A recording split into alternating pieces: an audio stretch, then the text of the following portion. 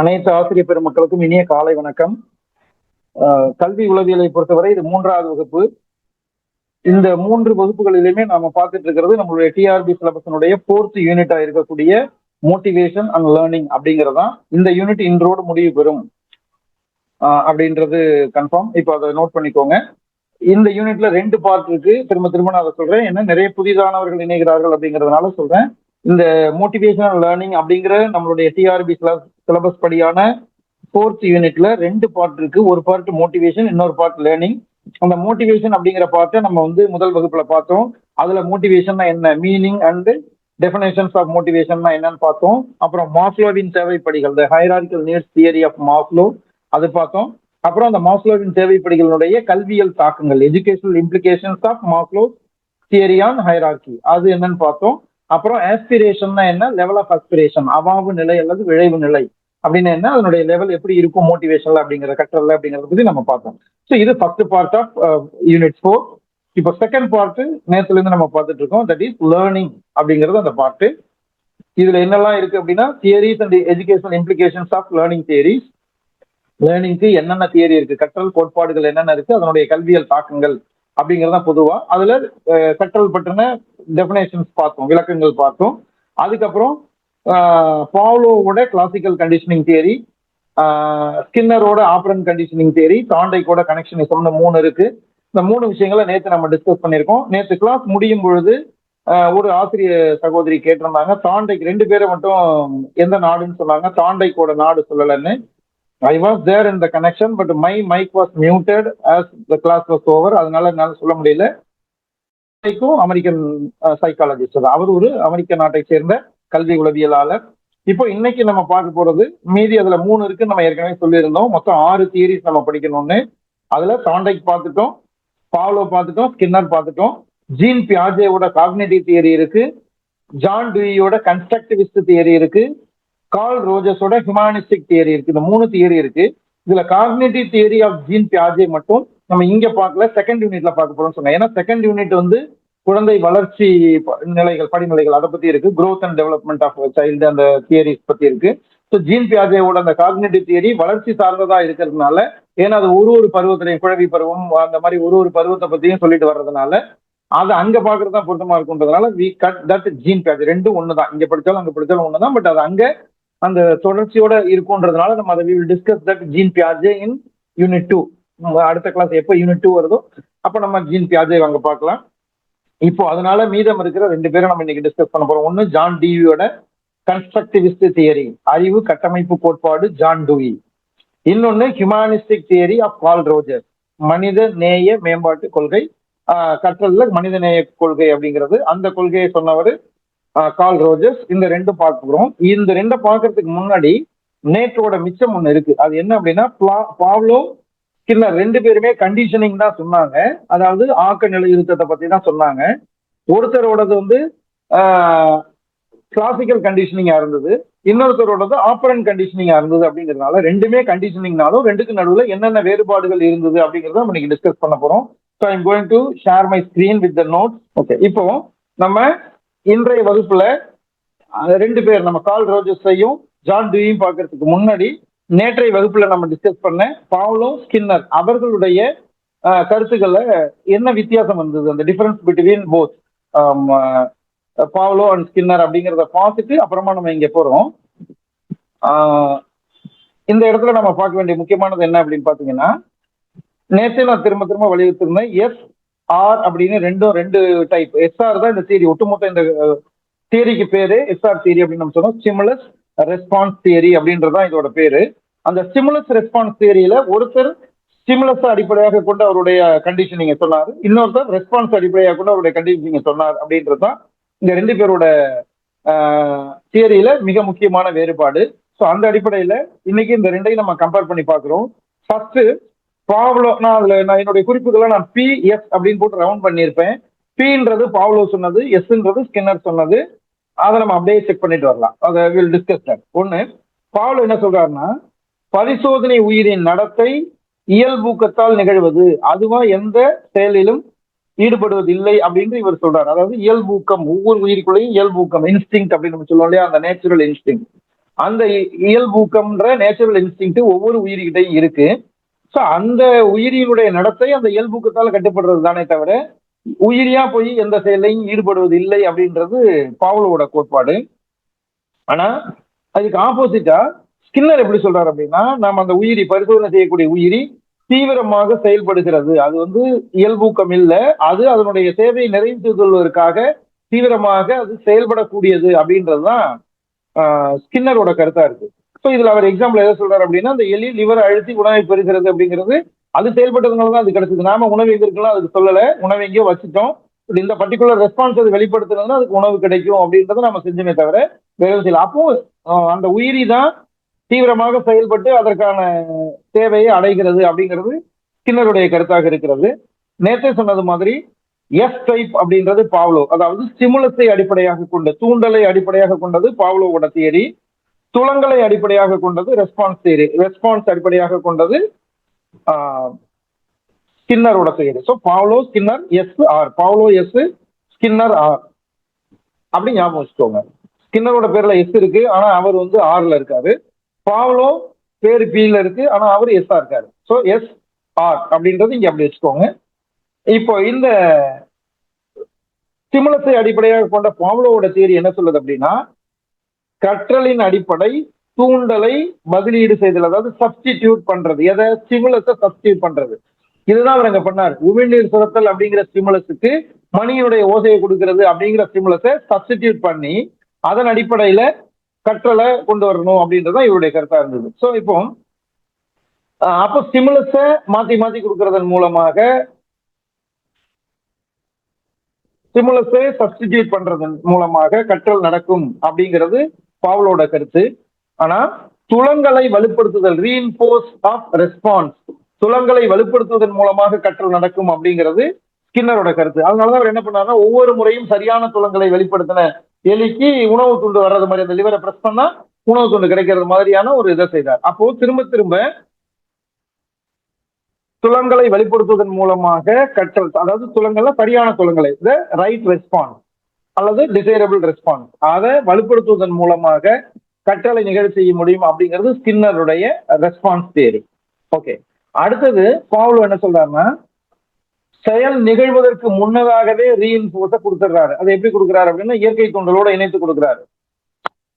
இப்போ அந்த நாய் உமிழ்நீர் சுரப்பதற்கு முன்னாடி உணவை கொண்டாந்து அங்க வச்சாச்சு, ரெஸ்பான்ஸ் அதுதான், அதை கொடுத்துட்டு அந்த நாய் உமிழ்நீர் சுரக்கும் போது மணி சவுண்டை சேர்த்து கொடுக்கறது, அப்படி செய்யறாரு. ஆனா ஸ்கின்னருடைய தியரியில சரியான துளங்களுக்கு தான் வலுவூட்டி தரப்படும். இங்க சரியான துளங்கள் அப்படிங்கிறது லிவரை பிரஸ் பண்றது, வலுவூட்டின்றது அந்த மேல் கூரையிலிருந்து ஃபுட் விழுவது. ஸோ அப்போ சரியான துளங்களை எடுத்துக்கும் பொழுது, சரியான ரெஸ்பான்ஸை வெளிப்படுத்தும் பொழுது அதுக்கான வலுவூட்டி ரீஇன்போர்சர் அப்படிங்கிற அந்த உணவு அந்த எலிக்கு கிடைச்சது, அது ஸ்கின்னரோடதுல. ஸோ அவரு செயலுக்கு முன்பாகவே வலுவூட்டியை தரார். இவர் சரியான துளங்கள், அந்த செயலுக்கு பிறகு சரியான துளங்கள் இருந்ததுன்னா தான் வலுவூட்டியை தருவது ஸ்கின்னரோடது. அடுத்து பாவ்லோவோடது, அவரோட அந்த கருத்துக்கு அடிப்படை எது அப்படின்னு பாத்தீங்கன்னா தொடர்ச்சி விதி. தொடர்ச்சி விதி அப்படின்னா இந்த கண்டினியூட்டி, லா ஆஃப் கண்டினியூட்டி. தொடர்ந்து இயற்கை தூண்டல், செயற்கை தூண்டல், அதாவது உமிழ்நீர் சுரத்தல், மணி அடித்தல். உமிழ்நீர் சுரத்தல்ங்கிறது இயற்கை தூண்டல், மணி அடித்தல்ங்கிறது செயற்கை தூண்டல். இந்த இரண்டையும் தொடர்ந்து தொடர்ச்சியா கொடுத்தோம்னா, கால இடைவெளி இல்லாம கண்டினியூட்டி இருந்தது அப்படின்னாதான் அந்த நம்ம எதிர்பார்க்கக்கூடிய அந்த டிசைரபிள் ரெஸ்பான்ஸ், அந்த லேர்னிங்கிறது அங்க நடக்கும் அப்படிங்கிறது பாவ்லோவுடைய கிளாசிக்கல் கண்டிஷனிங்க்கு அடிப்படையான தியரி. அந்த இதுக்கு அடிப்படையான கருத்து அதுதான். ஆனா ஸ்கின்னருடைய ஆப்பரண்ட் கண்டிஷனிங்ல பேசிக் என்ன அப்படின்னு பாத்தீங்கன்னா, விளைவு விதி அப்படின்னு நம்ம சொன்னோம் இல்லையா, லா ஆஃப் எஃபெக்ட், இதுதான் முக்கியமானது. ஏன்னா குறிப்பிட்ட சரியான நம்ம எதிர்பார்க்கக்கூடிய சரியான துளங்கள் வெளிப்பட்ட பிறகு அதன் மூலமாக நாம அந்த ரீஇன்போர்சரை அதுக்கு கொடுக்குறோம், அதாவது உணவை கொடுக்குறோம். ஸோ அதனால மகிழ்ச்சி தோன்றுகிறது, அதனால திரும்ப திரும்ப அந்த துளங்களை அந்த உயிரி செய்கிறது. இப்போ எலிக்கு நம்ம எதிர்பார்க்கக்கூடிய டிசைரபிள் ரெஸ்பான்ஸ் என்ன அப்படின்னா லிவர் பிரஸ் பண்றது. ஸோ அதை செஞ்சதுனால அதுக்கு உணவு கிடைச்சது. அப்போ ஒவ்வொரு முறையும் அது லிவரை பிரஸ் பண்ணும் போதும் அதுக்கு ரீஇன்போர்ஸா இருக்கக்கூடிய உணவு கிடைக்குது. அப்போ இவருடைய இதுல சரியான விளைவு எஃபெக்ட் என்னவோ அதன் அடிப்படையில தான் இந்த கற்றல் நிகழும் அப்படிங்கிறது இவருடைய கருத்து, ஸ்கின்னருடைய கருத்து.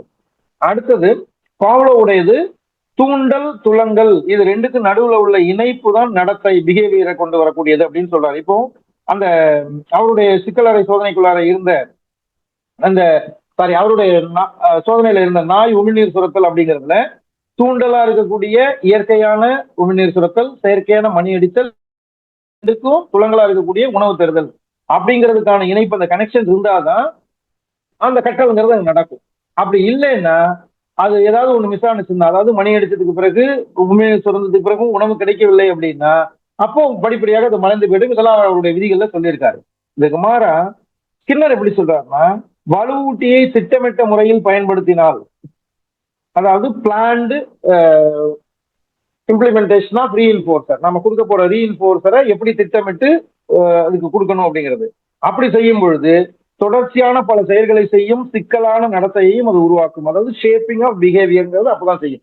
ஸோ சிக்கலான நடத்தை அப்படின்னு நம்ம சொல்றோம். இப்போ ஒரு குறிப்பிட்ட சூழ்நிலையில் எவ்வாறு செயல்படுவது அப்படிங்கிறது ஒரு சிக்கலான நடத்தை. ஒரு அந்த நடத்தைகள்ல தான் குழந்தைகள் வந்து விரும்பத்தகாத நடத்தைக்கு போயிடாம இருக்கிறத நம்ம கண்காணிக்கிறோம். ஸோ அந்த மாதிரி நேரங்கள்ல அவங்களை கட்டுப்படுத்துவதற்கு அல்லது வழிகாட்டுவதற்கு ஸ்கின்னரனுடைய இந்த வலுவூட்டியை திட்டமிட்ட முறையில் பயன்படுத்துவது அப்படிங்கிறது உதவும். ஷேப்பிங் ஆஃப் பிஹேவியர் அப்படிங்கிற கான்செப்டுக்கு இது உதவும். அடுத்தது பாவ்லோ அவருடைய அந்த ஸ்டிமுலஸ் அப்படிங்கிறதுனால, ஸ்டிமுலஸை அடிப்படையாக கொண்டது அப்படிங்கிறதுனால அவருடைய கருத்து நரம்பு மண்டலத்தோட தொடர்புடையது. தானியங்கி நரம்பு மண்டலம் அப்படின்னு நம்ம எதை சொல்லுவோம் அப்படின்னா, அந்த குறிப்பா அந்த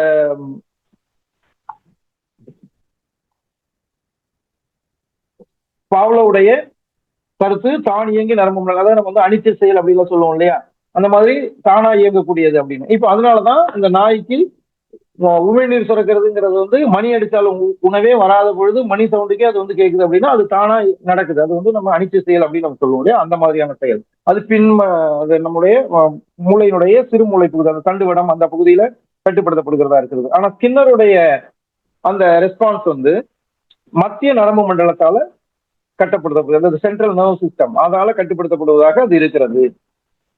இது ஸ்கின்னருடைய கருத்து. அடுத்தது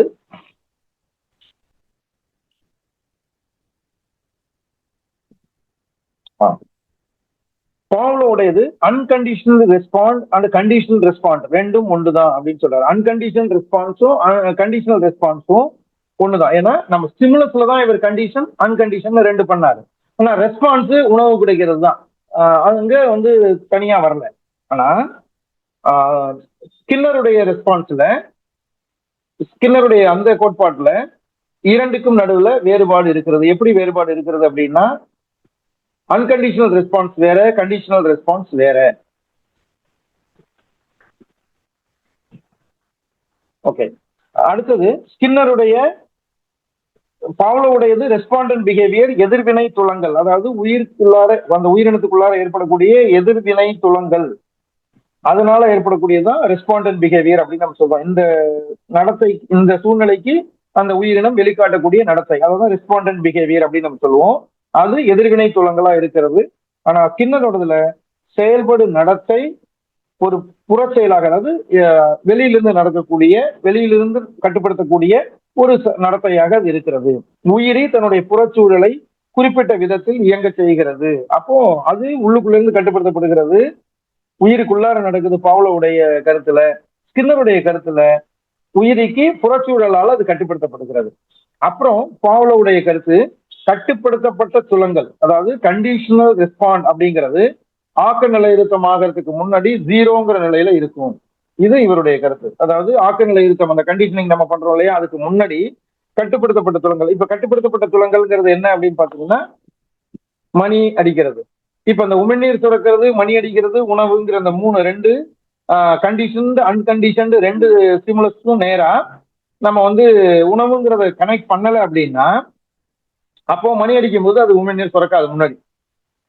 அதான் நம்ம என்ன சொல்றோம்னா கண்டிஷன் ரெஸ்பான்ஸ். இப்போ மணி அடிச்சு உமிழ்நீர் சுரந்ததுக்கு பிறகு உணவுன்றது கொண்டு வர்றதுக்கு முன்னாடி விரும்பின மணி அடிச்சுது அப்படின்னா அப்ப அதுக்கு அந்த நாய் எந்த ரெஸ்பான்ஸும் பண்ணாது, அங்க ஆக்க நிலையிருத்தம் நடக்கல, அப்போ அந்த ரெஸ்பான்ஸ் வந்து ஜீரோவாக இருக்கும் அப்படின்னு சொல்றோம்.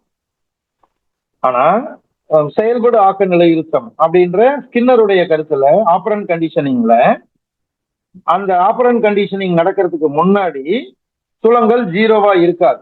ஏன்னா ஏற்கனவே அந்த எலி வந்து லிவரை பிரஸ் பண்ணி உணவை பெற்று விடுகிறது. அப்போ அது நம்ம வந்து என்ன பண்றோம்னா திரும்ப திரும்ப அந்த துளங்கள் அதுக்கான ரெஸ்பான்ஸ் நடந்துருச்சு. இந்த ரெஸ்பான்ஸ் நடந்ததுக்கு பிறகு வலுவூட்டுறதுக்காக தான் திரும்ப திரும்ப நம்ம உணவு கொடுக்குறோம். ஒவ்வொரு முறை லிவரை பிரஸ் பண்ணும் போதும் அதுக்கான உணவு தூண்டு வருது அப்படிங்கிறது வந்து ரீஇன்ஃபோர்சர் தான். ஆனா முதல் முறையிலேயே அது லிவரை பிரஸ் பண்ணோடனே அதுக்கான ரெஸ்பான்ஸை இது அடைந்து விட்டது. அதற்கான ரெஸ்பான்ஸ் அது கிடைச்சிருது. அதனால பாவ்லோவோடதுல எப்படி ஆக்சிஜன் இருக்க கண்டிஷனிங் நடக்கிறதுக்கு முன்னாடி ரெஸ்பான்ஸ் ஜீரோவா இருக்கு. ஆனா ஸ்கின்னரோடதுல ஜீரோவா இருக்காது. அப்புறம் மெக்கானிக்கல் லேர்னிங்கா இருக்கக்கூடியது பாவ்லோவுடையது. இந்த எந்திர கதியில மெக்கானிக்கலா கற்றல் நடக்கும். ஆனா ஸ்கின்னரோடதுல சிந்தனையுடன் கூடியதாக கற்றல் நடக்கும். இது ரெண்டு பேருக்கு நடுவில் உள்ள வேறுபாடு. இப்ப இந்த ரெண்டு பேரோட வேறுபாட்டுல நம்ம ஒண்ணு எதை பார்க்க போறோம் அப்படின்னா வலுவூட்டம் அல்லது ரீஇன்போர்ஸ்மெண்ட் வெர்சஸ் பின்னூட்டம் ஃபீட்பேக். வலுவூட்டம்னா என்ன, பின்னூட்டம்னா என்ன? ஏன்னா இந்த வலுவூட்டுறது பின்னூட்டம் இது ரெண்டையுமே ரெண்டு பேரும் வலியுறுத்துறாங்க. ஒவ்வொருத்தருடைய கருத்துக்கள்ல பாவ்லோ அண்ட் ஸ்கின்னர் ரெண்டு பேரும் வலியுறுத்தக்கூடிய அந்த ரீஇன்போர்ஸ்மெண்ட் அண்ட் ஃபீட்பேக் ரெண்டுக்குள்ள வேறுபாடு என்ன அப்படின்னு பார்த்தோம்னா, ரீஇன்போர்ஸ்மெண்ட் அப்படிங்கிறது விரும்பிய துளங்களை உயிரி வெளிப்படுத்தியவுடன் அதை வலுப்படுத்துறதுக்காக நம்ம கொடுக்கக்கூடிய வலுவூட்டிகள் தான். அதை நம்ம என்ன சொல்றோம்னா, ஏற்கனவே நம்ம வலுவூட்டிகளை பத்தி பார்த்திருக்கோம். நேரடி வலுவூட்டிகள், எதிர்மறையான வலுவூட்டிகள் நம்ம சொல்லியிருக்கோம். பாசிட்டிவ் அண்ட் நெகட்டிவ் ரீஇன்ஃபோர்சஸ் நம்ம பார்த்திருக்கோம். ஸோ இப்போ நம்ம ஒரு ஸ்டிமுலஸ்க்கு குறிப்பிட்ட ரெஸ்பான்ஸ் அந்த உயிரிட்டு இருந்து எதிர்பார்க்கிறோம். வேற வேற ரெஸ்பான்ஸ் எல்லாம் வெளிப்படுத்தின உயிரி நம்ம எதிர்பார்த்த சரியான ரெஸ்பான்ஸை வெளிப்படுத்துது. அப்படி வெளிப்படுத்திருச்சுன்னா இதுதான் சரி, இதுதான் தொடர்ந்து செய்யணுங்கிறதுக்காக நம்ம என்ன பண்றோம்னா, அந்த வலுப்படுத்துவதற்காக இந்த ரெஸ்பான்ஸை தொடர்ந்து அந்த உயிரி செய்வதற்காக நம்ம என்ன பண்றோம்னா அதற்கான நேரடி வலுவூட்டிகளை நம்ம கொடுக்குறோம். நேரடி வலுவூட்டிகள் அப்படின்றத நம்ம என்ன சொல்லலாம்னா நேரடி வலுவூட்டிகள் அல்லது நேர்மறையான வலுவூட்டிகள், பாசிட்டிவ் ரீஇன்ஃபோர்சர். என்னது, பரிசுகள், பாராட்டுகள் அல்லது வேற ஏதாவது ஊக்க தொகை வழங்குவது, அந்த மாதிரிலாம் இருக்கக்கூடிய இன்சென்டிவ்ஸ் எல்லாம் கொடுக்கணும். ஸோ அந்த மாதிரியான பாசிட்டிவ் ரீஇன்ஃபோர்சஸை கொடுப்பதன் மூலமாக சரியான அந்த ரெஸ்பான்ஸ் வலுப்படுத்தப்படுகிறது. அதுவே அந்த ரெஸ்பான்ஸ் தவறு, இதை நீக்கணும் அந்த உயிரிட்டு இருந்து அப்படின்னா எதிரிணையான நெகட்டிவ் ரீஇன்ஃபோர்சஸ் நம்ம கொடுக்குறோம். அப்ப நம்ம என்ன பண்றோம்னா, அந்த இதெல்லாம் இருக்கு இல்லையா, மின் அதிர்ச்சி, அது வந்து நம்ம மனிதனுக்கு செய்ய முடியாது, மற்ற விலங்கினங்களுக்கு சமூக அங்கீகார மறுப்பு போன்றவை எல்லாம் செய்யப்படுகிறது. ஸோ அப்ப இதன் மூலமாக அது வந்து எதிரிடையான ஒரு நெகட்டிவ் ரீஇன்ஃபோர்சர் அப்படின்ற அந்த எதிர்மறையான அந்த ரீஇன்ஃபோர்ஸ் மூலமாக இந்த ரெஸ்பான்ஸை உயிரிடமிருந்து நம்ம விளக்குறோம். தேவைப்படுது அந்த ரெஸ்பான்ஸை வளர்க்கணும் அப்படின்னு நினைச்சோம்னா பாசிட்டிவ் ரீஇன்ஃபோர்ஸை கொடுக்குறோம். ஸோ இது ரீஇன்ஃபோர்சர். இது எப்ப நடக்கும் அப்படின்னா உயிரினம் அந்த ரெஸ்பான்ஸை வெளிப்படுத்தினதுக்கு பிறகு நடக்கும். இப்ப ஃபீட்பேக் அப்படிங்கிறது எப்படி இருக்குன்னா, ஒருவர் செய்த அந்த செயலுடைய விளைவை அவருக்கு உடனடியாக தெரியப்படுத்துறது. அவர் செஞ்சு முடிச்சுட்டாரு, செஞ்சதுக்கு பிறகு அந்த செயலோட எஃபெக்ட் என்ன, அந்த செயல்னால ஏற்படக்கூடிய எஃபெக்ட் என்ன அப்படிங்கிறத அவருக்கு தெரியப்படுத்துறதுக்காக நம்ம செய்யக்கூடியதுதான் ஃபீட்பேக் அப்படிங்கிற பின்னூட்டம். ஸோ அப்போ குழந்தைகளுடைய அடைவு திறனை, அச்சீவ்மெண்ட் அதிகரிக்கணும் அப்படின்னா அதுக்கு இந்த பாராட்டு, பரிசு இதெல்லாம் வந்து ரீஇன்ஃபோர்சரா இருக்கு. அதான் நம்ம நேரடி பாசிட்டிவ் ரீஇன்ஃபோர்சர் சொன்னோம். அதுவே முதிர்ச்சி அடைந்தவர்கள், கொஞ்சம் மெச்சூரான, கொஞ்சம் பெரியவங்க, அந்த மாதிரிலாம் இருக்காங்க இல்லையா, ஸோ அப்ப அவர்களுடைய அடைவு திறன், அவங்களுடைய அச்சீவ்மெண்ட் அதிகரிக்கணும் அப்படின்னா அப்போ ஃபீட்பேக் வந்து வலுவூட்டியாக இருக்கிறது. அப்போ குழந்தைகள் அளவுல அடைவு திறனை அதிகரிப்பதற்கு பாசிட்டிவ் ரீஇன்ஃபோர்சஸ் ஆன பரிசு, பாராட்டு இதெல்லாம் தேவைப்படுகிறது. அதுவே மெச்சூரிட்டி ஆனவர்களுடைய, முதிர்ச்சி அடைந்தவர்களுடைய அடைவு திறனை, அச்சீவ்மெண்ட் அதிகரிப்பதற்கு ஃபீட்பேக் அப்படிங்கிற பின்னூட்டம் ஒரு நேரடியான வலுவூட்டியாக பாசிட்டிவ் ரீஇன்ஃபோர்சராக இருக்கிறது. அப்போ குழந்தைகள்கிட்ட ரீஇன்ஃபோர்சர் பரிசு, பாராட்டுங்கிறது மாதிரியான ரீஇன்ஃபோர்சர். பெரியவங்கள்ட்ட ஃபீட்பேக்ன்றது ஒரு பாசிட்டிவ் ரீஇன்ஃபோர்சரா இருக்கு. இது பின்னூட்டம் அப்படிங்கிறது. ஸோ இப்போ இந்த ரீஇன்ஃபோர்ஸ்மெண்ட் அப்படிங்கிறதுல நம்ம எதெல்லாம் சொல்றோம்னா பரிசு, பாராட்டு, ஊக்கம், ஊக்கத்தொகை இதெல்லாம் சொல்றோம். ஸோ இது எல்லாம் வந்து புறநிலையில பிசிக்கல் லெவல்ல இருக்கக்கூடிய வலுவூட்டியாக இருக்கிறது.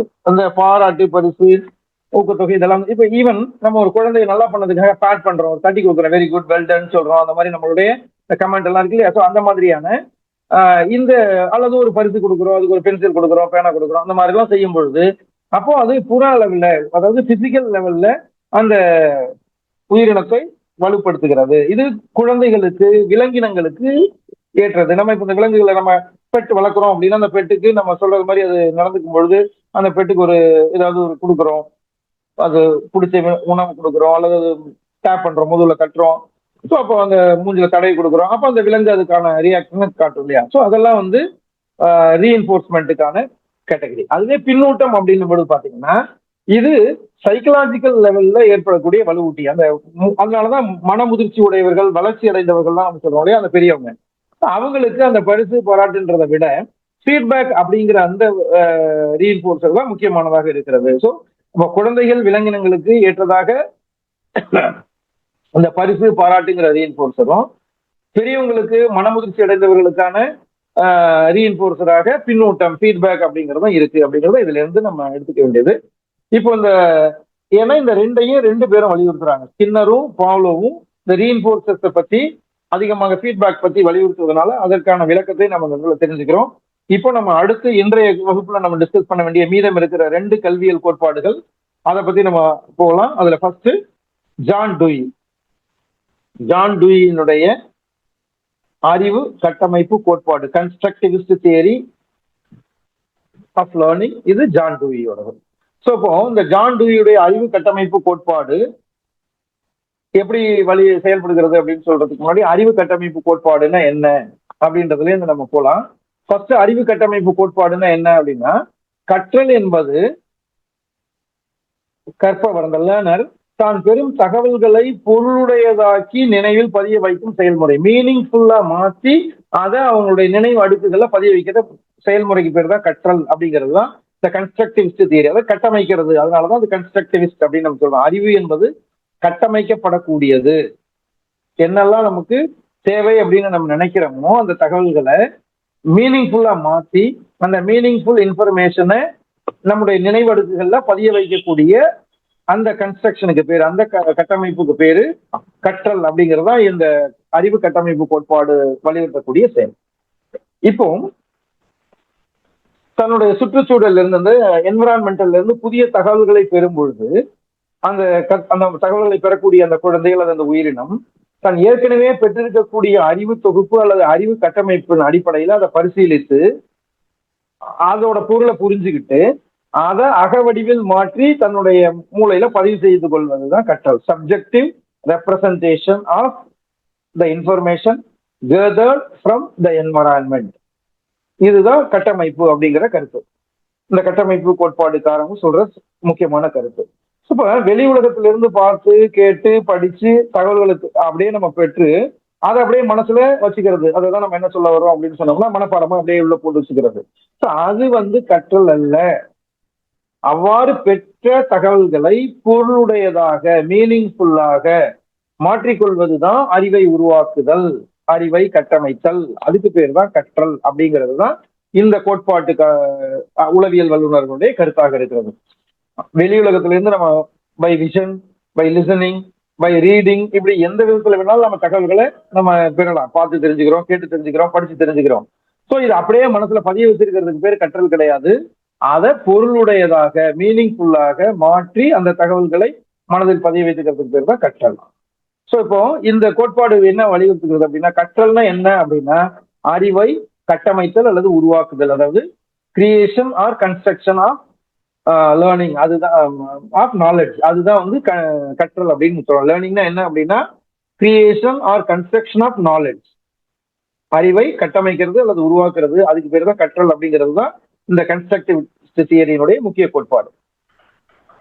இப்போ இந்த நான் பெற தகவல்களை எல்லாம் பொருள் உணர்ந்து அப்படின்னு சொல்றோம் இல்லையா, அந்த பொருள் உணர்ந்துங்கிறது எப்படி நடக்கும் அப்படின்னு அவங்க சொல்றாங்கன்னா, தங்களுடைய அனுபவங்களை கொண்டு இதை செய்வார்கள் சொல்றாங்க. கற்போர் தாம் பெரும் அந்த இன்ஃபர்மேஷனை, அந்த நம்ம சொன்னாலே பார்த்து கேட்டு படித்து பெறக்கூடிய இன்ஃபர்மேஷனை தம்முடைய அனுபவங்களோட அவங்களுடைய எக்ஸ்பீரியன்ஸோட பரிசீலனை பண்ணி அதன் அடிப்படையில பொருள் உணர்ந்து அதை மீனிங்ஃபுல்லா மாற்றி அதுக்கப்புறமாக அதை மூளையில பதிய வைத்துக் கொள்ளுகின்ற செயல் தான் கற்றல்.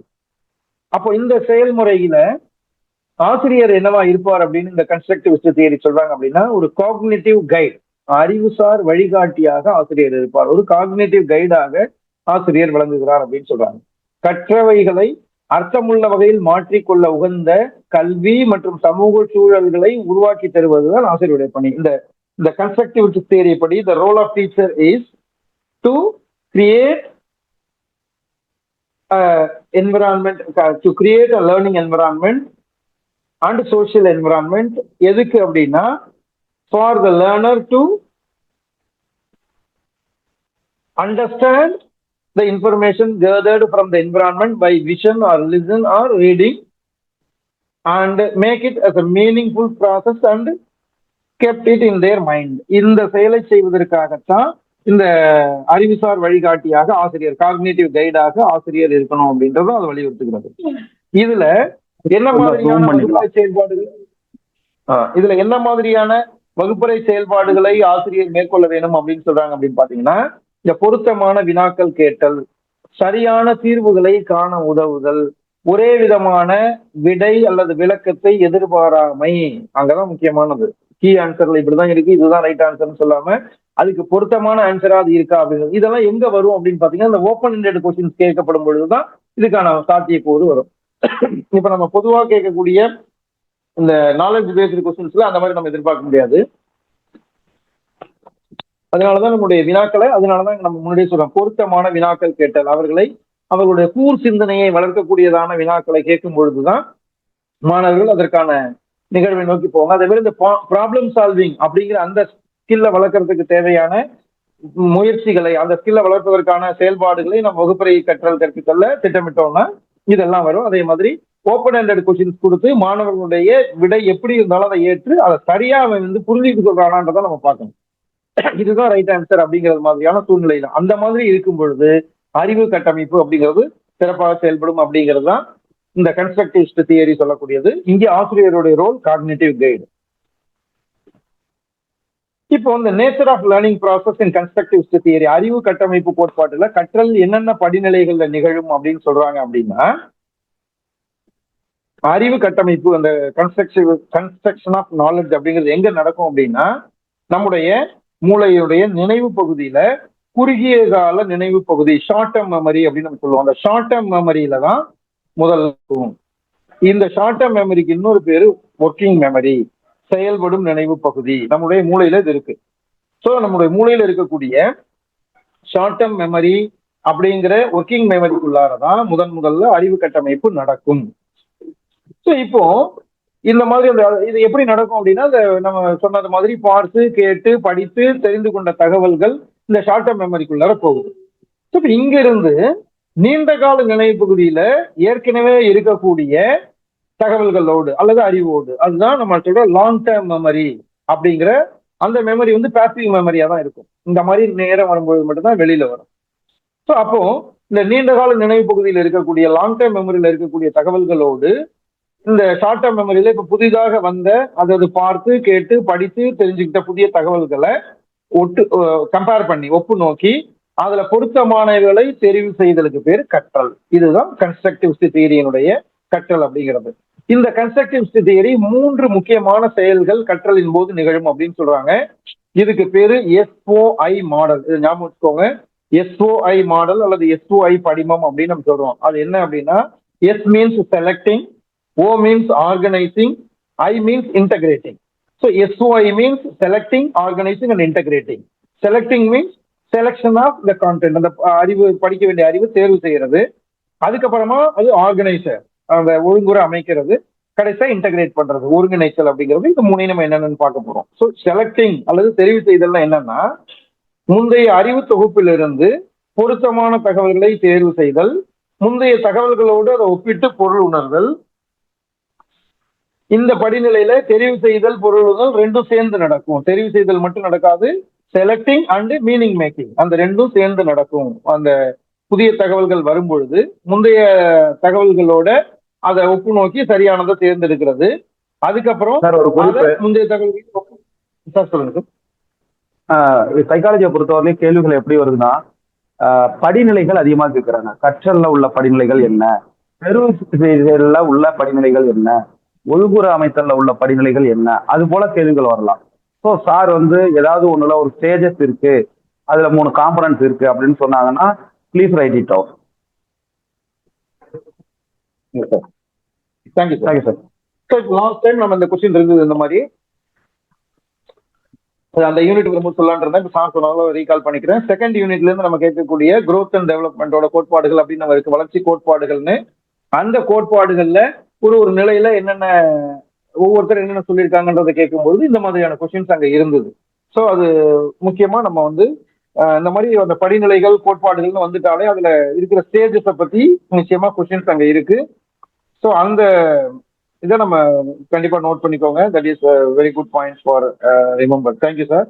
ஸோ இப்போ நம்ம இந்த கற்றலினுடைய construct S sir no sir no sir okay sir.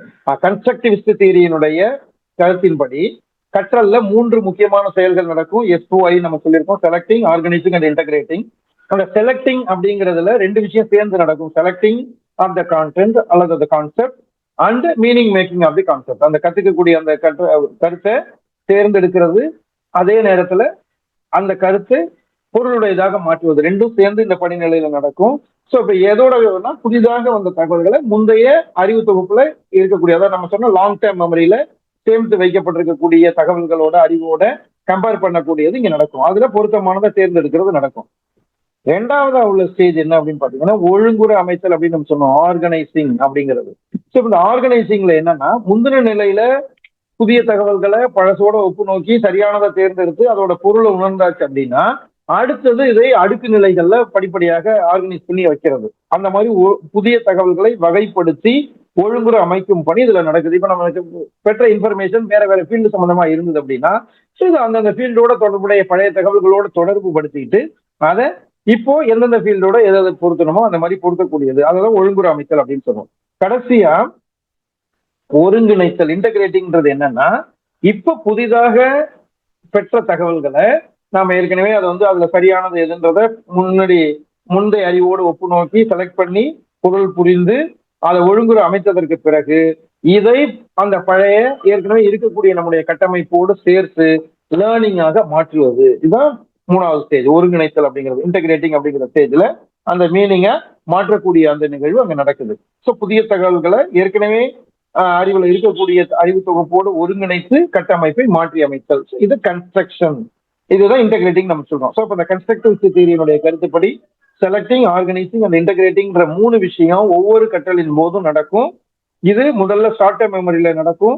அங்கிருந்து லாங் டேர்ம் மெமரியில இருக்கக்கூடிய பழைய கருத்துக்களோடு அந்த ஒப்பு நோக்குகின்ற விஷயம் நடந்து கடைசி இன்டகிரேட் பண்ணும் பொழுது புதிய கருத்துக்கள் கட்டமைப்பாக அமையும் அப்படிங்கிறது தான் இந்த அறிவு கட்டமைப்பு கோட்பாட்டுடைய கருத்தாக இருக்கிறது. இப்ப இந்த அறிவு கட்டமைப்பு கோட்பாட்டின் படி ஆசிரியருடைய ரோல் என்ன, the role of teacher in the constructivist theory அப்படின்னு பார்த்தோம்னா இங்க ஆசிரியர் என்னென்னலாம் செய்யணும்னு இந்த கட்டமைப்பு கோட்பாட்டு உளவியல் வல்லுநர்கள் சொல்றாங்க அப்படின்னா கன்ஸ்ட்ரக்டிவிஸ்ட் தியரி சைக்காலஜிஸ்டினுடைய கருத்துப்படி த டீச்சர்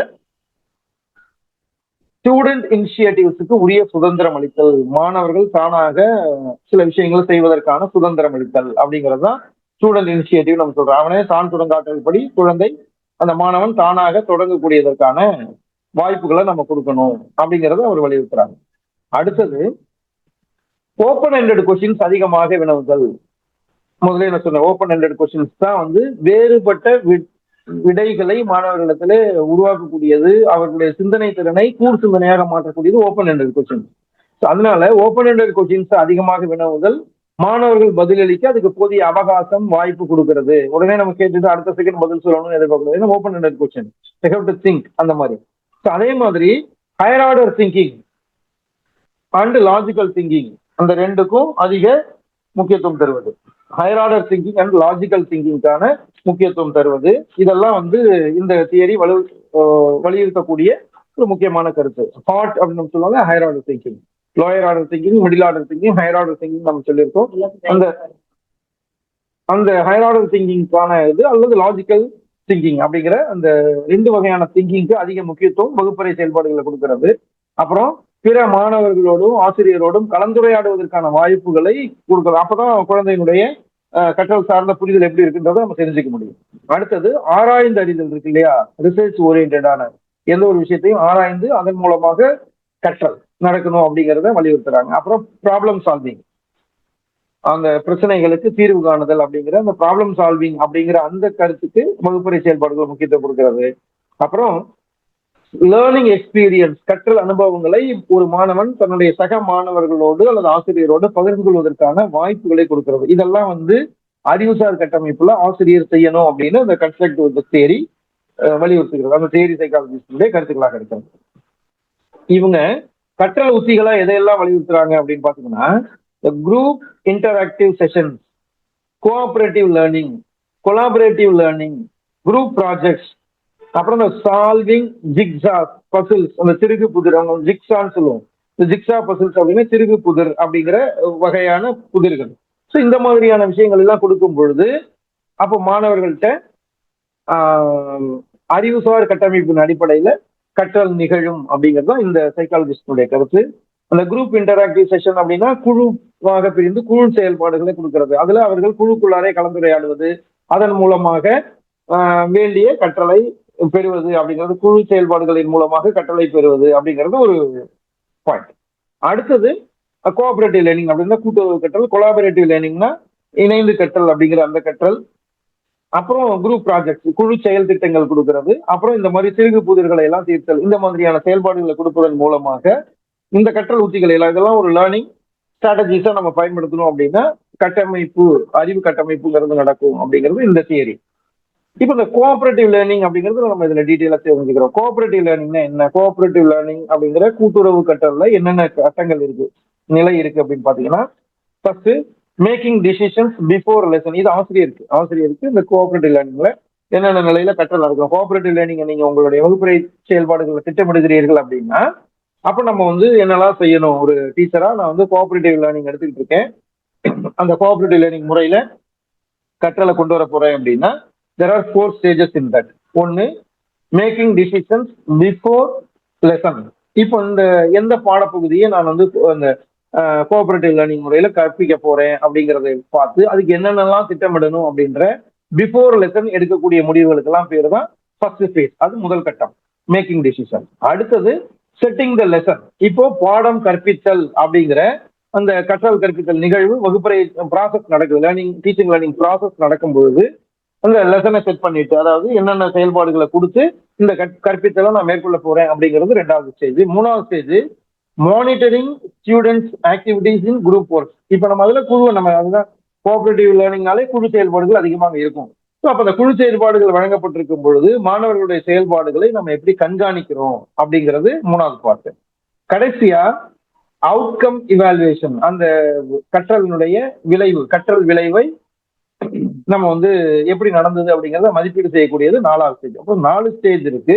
ஒன்னு making decisions before the lesson, அப்புறம் செட்டிங் த லெசன், அப்புறம் monitoring students activities in group works, அப்புறம் அவுட்கம் எவாலுவேஷன். 4 நிலைகள்ல அப்ப பாடத்தை தொடங்குறதுக்கு முன்னாடி ஒரு ஆசிரியராக நான் செய்ய வேண்டிய முடிவுகள் என்னென்ன எடுக்கணும், என்னென்ன செய்யணுங்கிறது ஃபர்ஸ்ட் ஃபேஸ்.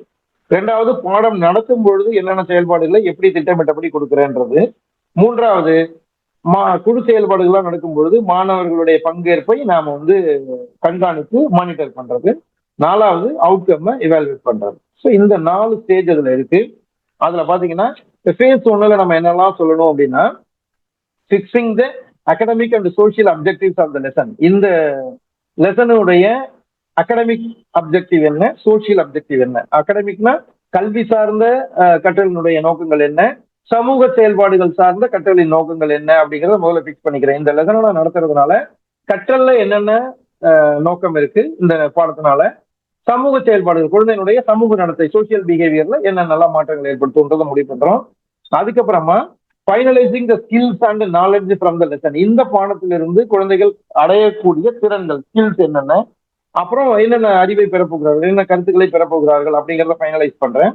அதுக்கப்புறமா identifying the social interactive skills, சமூக இடைவினை ஆற்றல்கள் அப்படிங்கிற ஸ்கில்ஸ் என்னென்னலாம் வரப்போகுது அப்படிங்கறத ஃபேஸ் 1ல நான் முடிவு பண்றேன். இதுதான் இந்த மேக்கிங் டிசிஷன் பிஃபோர் த லெசன்ங்கிறப்ப நான் செய்யறது. ரெண்டாவது செட்டிங் த லெசன் போது நான் என்னென்னலாம் செய்யணும் ஒரு டீச்சரானா, ஃபிக்ஸிங் டாஸ்க், என்னென்ன செயல்பாடுகள் கொடுக்க போறேன்றதை ஃபிக்ஸ் பண்றேன். அப்புறம் எக்ஸ்பிளைனிங் த டாஸ்க், அந்த டாஸ்க்கை எப்படி செய்யணும்ன்றத குழந்தைகளுக்கு எக்ஸ்பிளைன் பண்றேன் அந்த செயல்பாடுல. அதுக்கப்புறமா ask ICQ. ICQ means instruction checking question. நான் கொடுத்த இன்ஸ்ட்ரக்ஷன், நான் சொன்ன இன்ஸ்ட்ரக்ஷன் கரெக்டா குழந்தைக்கு போய் சேர்ந்திருக்கா அப்படிங்கறத குழந்தை இடத்துல நம்ம சோதித்து அறிவதுதான் இன்ஸ்ட்ரக்ஷன் செக்கிங் கொஸ்டின்ஸ் நம்ம சொல்லுவோம், ஐசிக்யூஸ். அடுத்தது inciting the social skills and academic skills to be attained. என்னென்ன சமூக அகடமிக் ஸ்கில்ஸ், கற்றல் சார்ந்த சமூகம் சார்ந்த என்னென்ன ஸ்கில் அந்த குழந்தை அடைய வேணுமோ அதை இன்சிஸ்ட் பண்றது, குழந்தைகிட்ட வலியுறுத்துவது. ஸோ இந்த குழுவுக்கு வலியுறுத்துவது. இது ஃபேஸ் 2ல செய்வார். ஃபேஸ் 3ல அப்சர்விங் ஆல் த குரூப்ஸ், எல்லா குழுவையும் நம்ம அப்சர்வ் பண்ணுவோம். Supporting the groups that are lacking in achievement, நம்ம எதிர்பார்த்தபடி செயல்படாம அச்சீவ்மெண்ட்ல பின்தங்கி இருக்கிற குழுவுக்கு நம்முடைய சப்போர்ட்டை நம்ம கொடுக்கறது. அப்புறம் 4th ஃபேஸ்ல இன்டர் குரூப் அசஸ்மெண்ட், குழுக்களுக்கு இடையே மதிப்பீடு செய்யறது.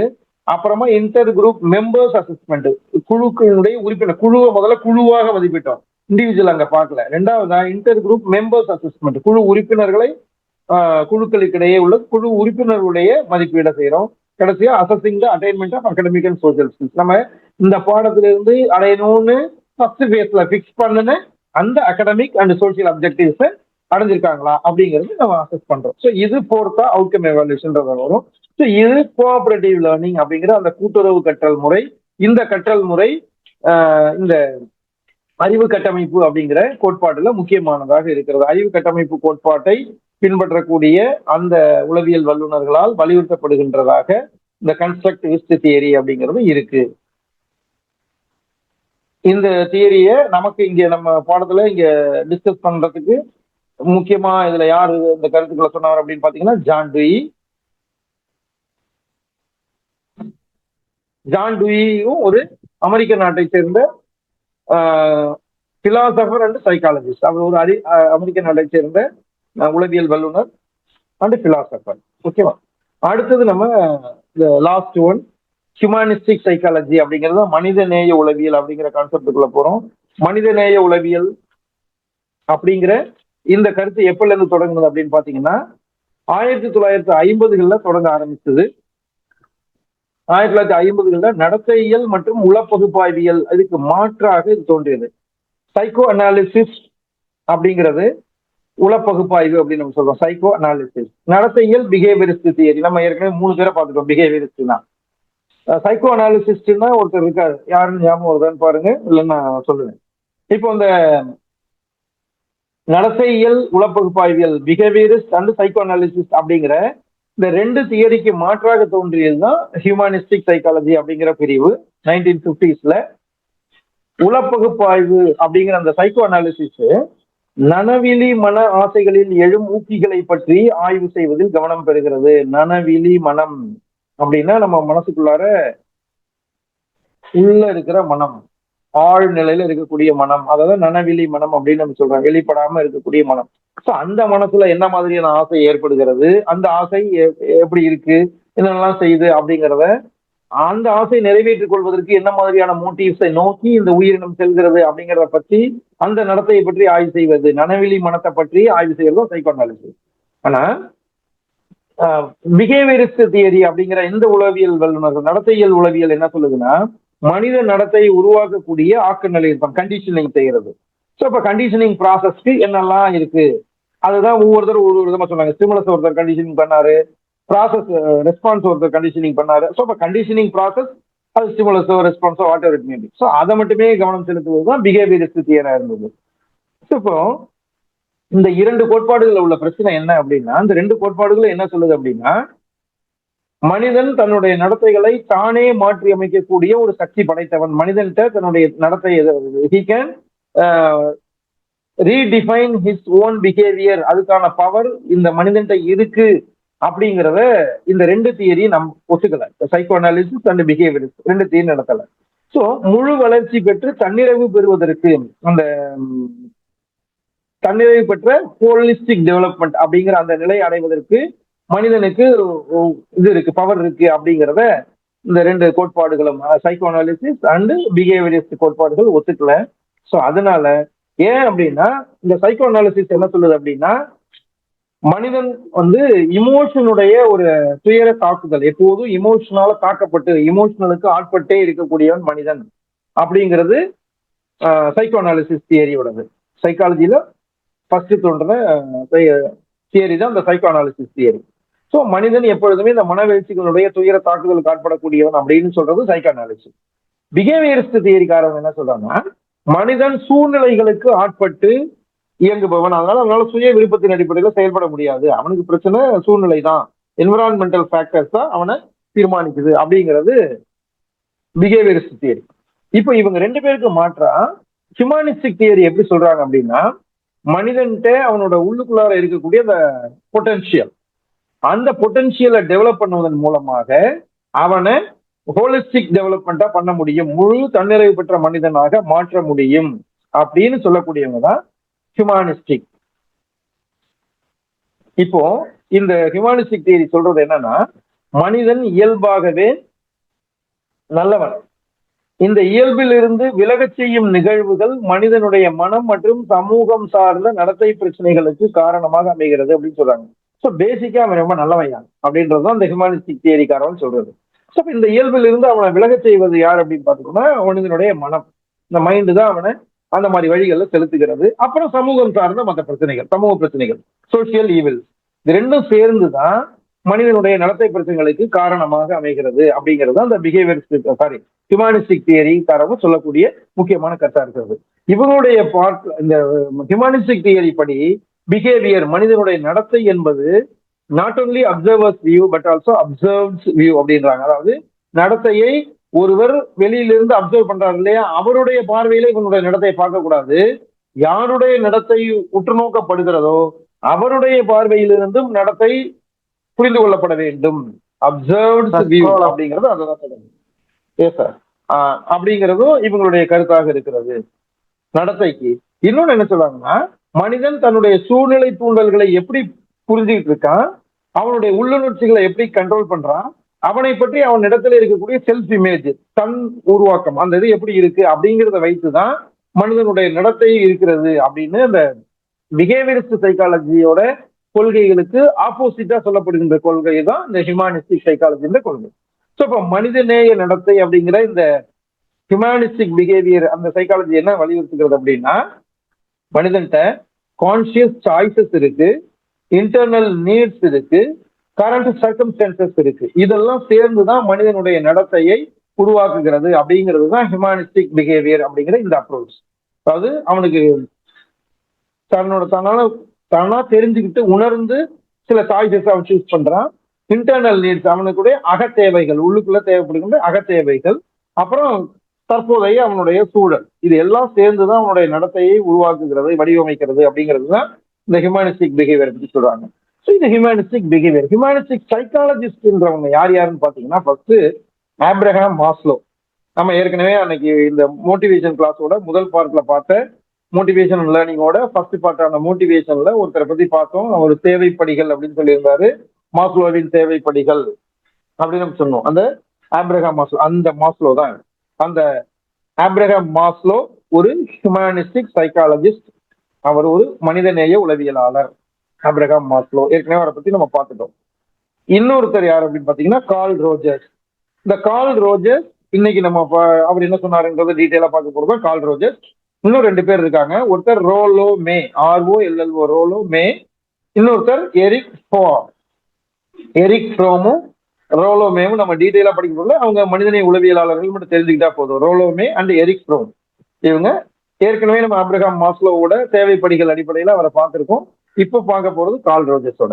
ஓகே, இப்ப இந்த மனிதநேய உளவியல் அடிப்படையில கற்றல் அப்படிங்கிறது என்ன, இந்த ஹியூமானிஸ்டிக் வியூ ஆஃப் லேர்னிங் என்ன அப்படின்னு பாத்தீங்கன்னா, கற்றல்ங்கிறது எப்படி இருக்கு அப்படின்னு இந்த மனிதநேய உளவியலாளர்கள் சொல்றாங்க அப்படின்னா, ஃபர்ஸ்ட் மனிதன் தன்னுடைய பொட்டன்ஷியலை பயன்படுத்தி மேற்கொள்ளும் செயல், அவன்கிட்ட இருக்கக்கூடிய அந்த பொட்டன்ஷியல், அந்த ஆற்றல், அதை பயன்படுத்தி செய்யக்கூடிய ஒரு செயல் தான் கற்றல், லேர்னிங் அப்படிங்கிறது தான் இவங்களுடைய ஃபர்ஸ்ட் கருத்தா இருக்கு.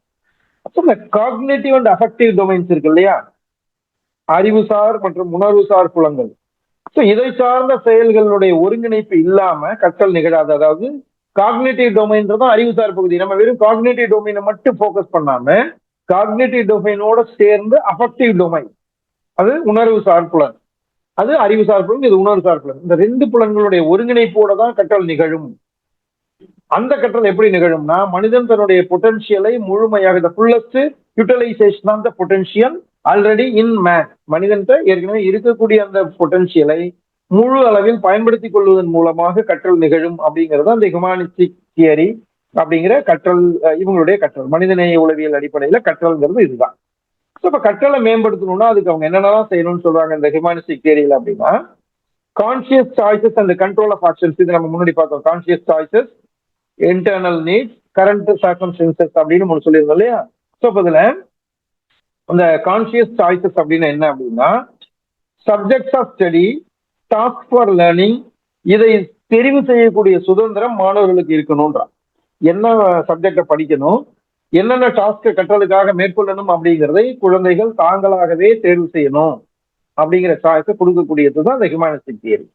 அடுத்தது, அன்றாட செயல்களையும் சரி, எதிர்கால இலக்குகளை அமைத்துக் கொள்வதும் சரி, அதை மாணவர்கள் தங்களுடைய சொந்த விருப்பத்தின் பேர்ல செய்யணும். நம்ம அந்த பையனை நீ டாக்டர் ஆகு, இன்ஜினியர் ஆகு, இந்த ஆகு அதாவது சொல்லாம அவனுடைய சாய்ஸ்ல அவனுடைய எதிர்கால இலக்குகளை முடிவு செய்து கொள்வதற்கான வாய்ப்பு கொடுக்கறது தான் ஹியூமனிஸ்டிக் ஏரியா. அடுத்தது, அவனுடைய தேவைக்கும் அவனுடைய ஆர்வத்துக்கும் ஏற்றமாறு நம்ம கற்கக்கூடிய பாடப்பொருளை கற்கும் முறைகளை எல்லாம் நம்ம கொடுத்தோம் அப்படின்னா, இந்த பிஹேவியரிஸ்ட் தியரி சொன்னது மாதிரி புற ஊக்குவிப்பு, எக்ஸ்டர்னல் ரீஇன்போர்சஸ், இது எதுவுமே தேவைப்படாம, எக்ஸ்டர்னல் எக்ஸ்ட்ரின்சிக் மோட்டிவேஷன், இது எதுவுமே தேவைப்படாம கற்றல் நடக்கும் அப்படிங்கிறது தான் ஹியூமனிஸ்டிக் தியரியோட தான் இருக்கு. அப்போ தாங்களாக விரும்பி ஒரு பாடத்தை தேர்வு செஞ்சாங்க மாணவர்கள் அப்படின்னா அதுல அவர்கள் ஆர்வமாக கற்பார்கள் அப்படின்னு இந்த ஹியூமனிஸ்டிக் தியரி சொல்லுது. ஸோ அதனாலதான் இங்க நம்ம என்னன்னு சொல்றோம்னா, இந்த தலைப்பை conscious choices and control of options அதை தான் சொல்றோம். அதாவது அப்ப சாய்ஸ் யாரோடதான் இருக்கு அப்படின்னா குழந்தைகளுடையதாகவே இருக்கிறது.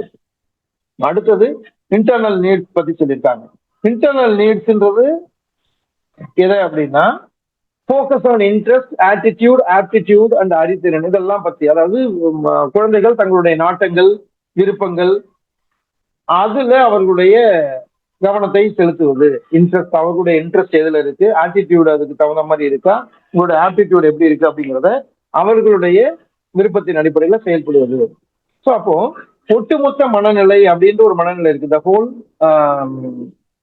Psychological behaviour. அப்போ ஒட்டுமொத்த மனநிலை கற்றலை பாதிக்கும். அப்போ ஒட்டுமொத்த மனநிலை நன்றா இருந்தது அப்படின்னா அது கற்றலை மேம்படுத்தும்.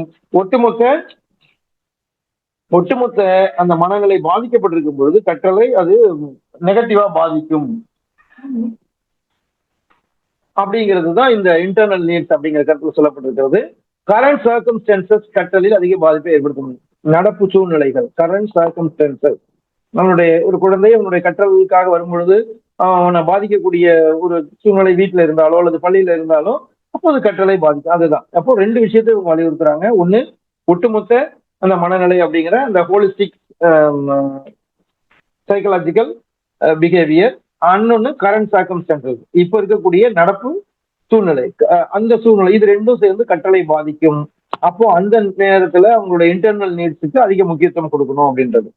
இப்போ இந்த மூணாவதா இவங்க எதை வலியுறுத்துறாங்க அப்படின்னு பாத்தீங்கன்னா, development of the whole person, மனிதன் அப்படிங்கிறவன் முழுமை பெறுவதற்காகவே உரியவன். அப்போ அந்த மனிதனை முழுமை பெற செய்ய வைப்பதுதான் கல்வி அப்படிங்கிறதா இவங்களுடைய கருத்து. ஸோ அப்போ அறிவு மற்றும் உணர்வுகளை மேம்படுத்தல், காக்னிட்டிவ் அண்ட் அஃபெக்டிவ் ரெண்டு டொமைனையும் மேம்படுத்துறது கல்வி.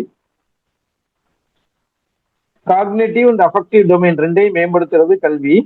இப்ப இந்த அதுல காக்னிட்டிவ் டொமைன் அறிவு புல கற்றல், அஃபெக்டிவ் டொமைன் அப்படிங்கிறது உணர்வு புல கற்றல். ரெண்டு இருக்கு, cognitive domain and affective domain. இன்னொன்று மூணாவது இருக்கிறது சைக்கோமோட்டார் டொமைன். அந்த சைக்கோமோட்டார் டொமைன்ங்கிறது குழந்தை வளர்ச்சி நிலைகள்ல நம்ம நிறைய பேசுவோம். ஸோ அது அங்கேயோட முடிஞ்சிருச்சு. அதுக்கப்புறம் அது தொடர்ந்து இயல்பா இருக்கும் அப்படிங்கிறதுனால சைக்கோமோட்டார் டொமைன்றது மூணாவது டொமைன். ஸோ இப்போ we are discussing here cognitive and affective domain. இந்த ரெண்டுக்கும் நடுவுல என்ன மாதிரியான தொடர்பு இருக்கோ அதன் அடிப்படையில தான் கற்றல் நிகழும் அப்படிங்கிறது தான் இந்த ஹியூமனிஸ்டிக் தியரியோட கருத்து. ஸோ இப்போ பழைய ட்ரெடிஷ்னல் எஜுகேஷன் இருந்தாங்க இல்லையா, பழைய கல்வியாளர்கள், ட்ரெடிஷ்னல் கல்வியாளர்கள், அவங்களுடையது என்னவா இருந்தது அப்படின்னா இந்த காக்னிட்டிவ் டொமைனையும் அஃபெக்டிவ் டொமைனையும் அவங்க வேறுபடுத்தி பார்த்தாங்க. காக்னிட்டிவ் தனி, அஃபெக்டிவ் தனி, அதுக்கு சம்மந்தம் இல்லை அப்படின்னு. ஆனா ஹியூமனிஸ்டிக் எஜுகேஷன் என்ன சொல்றாங்கன்னா, இந்த மனிதநேய கல்வியாளர்கள் என்ன சொல்றாங்கன்னா, காக்னிட்டிவ் டொமைனும் அஃபெக்டிவ் டொமைனும் ஒன்றுக்கொன்று கற்றல்ல தொடர்புடையது, உன்னுடைய பாதிப்பு இன்னொன்னுக்கு தெரியும் அப்படின்றது இவங்களுடைய கருத்தா இருக்கு. இப்போ கலைத்திட்டத்தில் இருக்கக்கூடிய நம்மளுடைய கரிக்குலத்தில் இருக்கக்கூடிய பாடம், செயல்பாடு, அறிவை இது எல்லாமே வெறும் அறிவை புகட்டுறது மட்டும் இல்லாம, நாலேஜ் கொடுக்கறது மட்டும் இல்லாம மனவெழுச்சி முதிர்ச்சிக்கும் முக்கியத்துவம் வாய்ந்ததாக இருக்கணும். இமோஷனல் மெச்சூரிட்டி அதுக்கும் முக்கியத்துவம் தருவதாக இருக்கணும். நம்முடைய curricular goals not only for knowledge based, அதாவது for cognitive domain, but also for affective domain, அதாவது காக்னிட்டிவ்ல இருந்து மனவெழுச்சி முதிர்ச்சி அப்படின்னு எமோஷனல் மெச்சூரிட்டி, அதற்கும் முக்கியத்துவம் தருவதாக நம்முடைய கரிக்குலர் கோல்ஸ் இருக்கணும் அப்படிங்கிறது தான் இந்த ஹியூமனிஸ்டிக் தியரியுடைய கருத்து.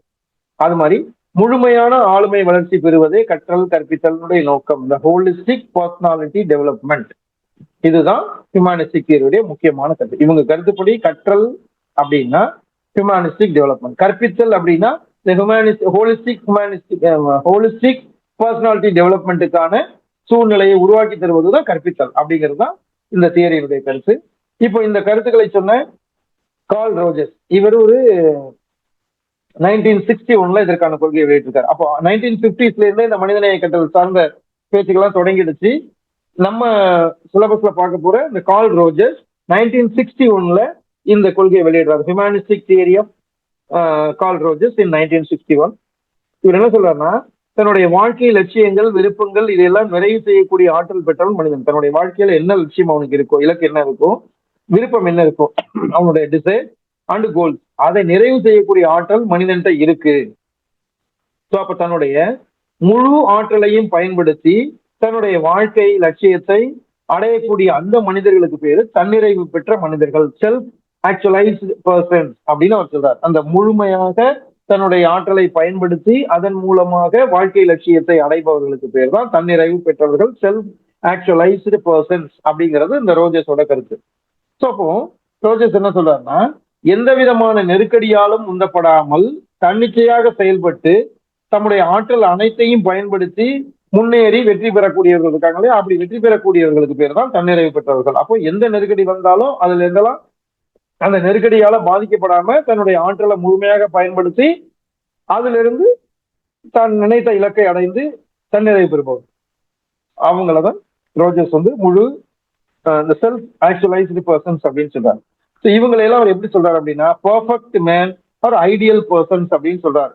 முழுமை பெற்ற மனிதர்கள் அல்லது லட்சிய மனிதர்கள், ஐடியல் பர்சன் பர்ஃபெக்ட் மென் அப்படின்றாரு. இவங்களை இந்த மாதிரி செயல்படக்கூடியவர்கள், அதாவது எந்த நெருக்கடிக்கும் ஆட்படாம தன்னிச்சையாக தன்னுடைய முழு ஆற்றலையும் பயன்படுத்தி முன்னேறி வெற்றி பெறக்கூடியவர்களை இந்த மாதிரி சொல்றாரு, ஐடியல் பர்சன்ஸ் ஆர் பர்ஃபெக்ட் மென் அப்படின்னு சொல்றாரு. ஸோ இப்படி செய்யக்கூடியவர்களுடைய இயல்புகள்னு அவர் எதெல்லாம் குறிப்பிடுறாரு, ஒரு 5 இயல்புகளை பற்றி சொல்றாரு. இந்த characteristics of a fully functioning person, முழு ஆற்றலையும் பயன்படுத்தி வெற்றி பெறக்கூடிய மனிதர்கள் அப்படிங்கிறவங்களுடைய இயல்பு என்ன அப்படின்னா, he is pointing out some 5 characteristics, 5 இயல்புகளை பத்தி சொல்றாரு. அதுல ஒண்ணு ஓப்பன் டு எக்ஸ்பீரியன்ஸ், அனைத்து வகையான அனுபவங்களை ஏத்துக்கக்கூடியவங்க. அது ஏற்கக்கூடியதான பாசிட்டிவ் எக்ஸ்பீரியன்ஸா இருந்தாலும் சரி, நெகட்டிவ் எக்ஸ்பீரியன்ஸ் ஆகும், bitter experience or sweet experience, ஓப்பான கசப்பான, எப்படி இருந்தாலும் அந்த எக்ஸ்பீரியன்ஸை ஏற்கக்கூடியவர்களாக இவர்கள் இருப்பார்கள். நெகட்டிவ் ஃபீலிங் ஏற்படும் பொழுது கூட அதை பாசிட்டிவ் ஃபீலிங்காக மாற்றக்கூடியவர்களாக இவங்க இருப்பாங்க. இது மீன்ஸ் தோல்வியையும் வெற்றிக்கான படியாக மாற்றி தன்னை மேம்படுத்திக் கொள்பவர்களாக இருப்பாங்க. அதுதான் ஓப்பன் டு எக்ஸ்பீரியன்ஸ் அப்படிங்கிற ஒரு இயல்பு இவங்கள்ட்ட இருக்கின்றார். தோல்வியையும் வெற்றியாக மாற்றக்கூடிய, தோல்வி தடை கற்களை எல்லாம் படிக்கற்களாக மாற்றக்கூடியவர்கள் அப்படின்றவங்களா இருப்பாங்க. 2வது, எக்ஸ்டென்ஷியல் அவுட்லுக் இன் லைஃப், வாழ்வினுடைய போக்குல அனைத்து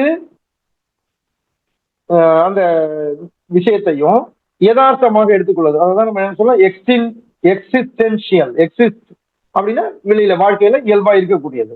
ஸோ அந்த எக்ஸிஸ்ட்ல இருந்து எக்ஸிஸ்டென்ஷியல் அவுட்லுக் இன் லைஃப், எந்த விஷயத்தையும் எந்த விதமான அனுபவம் இருந்தாலும், முதலே நம்ம சொன்னது மாதிரி அது பிட்டர் எக்ஸ்பீரியன்ஸா இருந்தாலும் ஸ்வீட் எக்ஸ்பீரியன்ஸா இருந்தாலும் சரி, அதையெல்லாம் யதார்த்தமான கண்ணோட்டத்துல எடுத்துக்கிட்டு ஏத்துக்கிறது, அந்த அனுபவங்களை ஏத்துக்கிறது. இன்னொன்னு, முன்கூட்டியே எந்த அனுமானமும் இல்லாமல் மதிப்பீடும் இல்லாமல் இருக்கிறது. அதாவது மெயினா கடந்த காலத்தை பத்தின ஒரு அதிருப்தியோ எதிர்காலத்தை பற்றிய கவலையோ இல்லாம நிகழ்காலத்தை முழுமையாக திட்டமிட்டு செயல்படுவது. ஸோ அப்ப பாஸ்ட பத்தின கவலையோ அல்லது ஃபியூச்சரை பத்தின கவலையோ இல்லாம முழுமையாக நிகழ்காலத்தில் ஈடுபடுவது, இதுதான் அவங்களுடைய இன்னொரு கேரக்டர், 2வது கேரக்டரிஸ்டிக்ஸ் அப்படின்னு ரோஜர் சொல்றாரு. அடுத்தது 3rd ஒன், ட்ரஸ்ட் ஃபீலிங், தன் மீது, தன் உணர்வுகள் மீது, தன்னுடைய இயல்பூக்கங்கள் மீது முழுமையான நம்பிக்கைகள் வைத்திருக்கக்கூடியவர்கள். அவங்களுடைய இன்ஸ்டிங்க்ட், அவங்களுடைய எமோஷன்ஸ், தன்னுடைய செல்ஃப், இது மேல முழுமையா நம்பிக்கை வச்சுட்டு தன்னுடைய முடிவுகள் சரியா தான் இருக்கும். நான் ஒரு முடிவு எடுத்தேன்னா அது ரைட்டா தான் இருக்கும், ரைட்டான முடிவு தான் நான் எடுப்பேன் அப்படின்னு நம்புறது. தன்னால சிறந்த தேர்வுகளை செய்ய முடியும். இந்த சாய்ஸ், தெரிவுகள் செய்யும் பொழுது, தேர்வுகள் இங்க தெரிவுகளை சாய்ஸ் இருக்கு. ஸோ நான் எடுக்கிற சாய்ஸ் சரியானதா தான் இருக்கும் அப்படின்னு முழுமையாக தன் மீது நம்பக்கூடிய செல்ஃப் ட்ரஸ்ட் இது அவங்கள்ட்ட இருக்கும் அப்படின்னு சொல்றாங்க. அடுத்தது கிரியேட்டிவிட்டி அவங்கள்ட்ட இருக்கும், அதாவது படைப்பாற்றல், துணிந்து முடிவெடுத்தல், ரிஸ்க் டேக்கிங். அப்புறம் இடர்பாடுகளை எதிர்கொள்வது, பாதுகாப்பு உணர்வுன்றது எல்லார்கிட்டையும் இருக்கும், இயல்பா எல்லார்கிட்டையும் அந்த பாதுகாப்பு உணர்வு, சேஃப்டி திங்கிங் அப்படிங்கிறது நம்ம மனசுக்குள்ள இருக்கும். அந்த பாதுகாப்பு உணர்வை மீறி இடர்பாடுகளை ரிஸ்க் எடுப்போம் அப்படின்னு எடுக்கக்கூடிய அந்த அந்த மாதிரி எடுக்கக்கூடிய அந்த முடிவுகள் இருக்கு இல்லையா? சோ அந்த முடிவுகளை எடுக்கக்கூடிய அந்த ஆற்றல் இவங்க கிட்ட இருக்கும். அதுக்கு தகுந்த மாதிரி தன்னை தகவமைத்துக் கொள்வார்கள், தன்னுடைய டிசைன் பண்ணிக்குவாங்க. அதனால கிரியேட்டிவிட்டி இவங்கள்ட்ட இருக்கும். அப்புறம் ஃபுல்ஃபில்டு லைஃப் இவங்கள்ட்ட இருக்கும், அதாவது அவங்களுடைய நடத்தை பொருத்தப்பாடுடையதாக இருக்கும், டிசைரபிள் பிஹேவியரா இருக்கும், மனவெழுச்சி சமநிலை, இமோஷனல் பேலன்ஸ், இமோஷனல் பேலன்ஸ் இருக்கும். அப்புறம் அறிந்து கொள்வதில் ஆர்வம், interest on learning new things, சமூகத்துல உயர் சாதனை படைத்தவர்களாக இவர்கள் இருக்கும். இதெல்லாம் இருந்ததுன்னா அவங்க சமூகத்துல உயர் சாதனை படைத்தவர்களாக இருப்பார்கள் அப்படின்னு சொல்றாரு. இப்ப ரோஜர் சொல்றது ரொம்ப சிம்பிள். பர்ஃபெக்ட் மென் அல்லது ஐடியல் பர்சனா இருக்கக்கூடியவங்க தான் மனிதன். மனிதனுக்கு அந்த ஆற்றல் இருக்கு.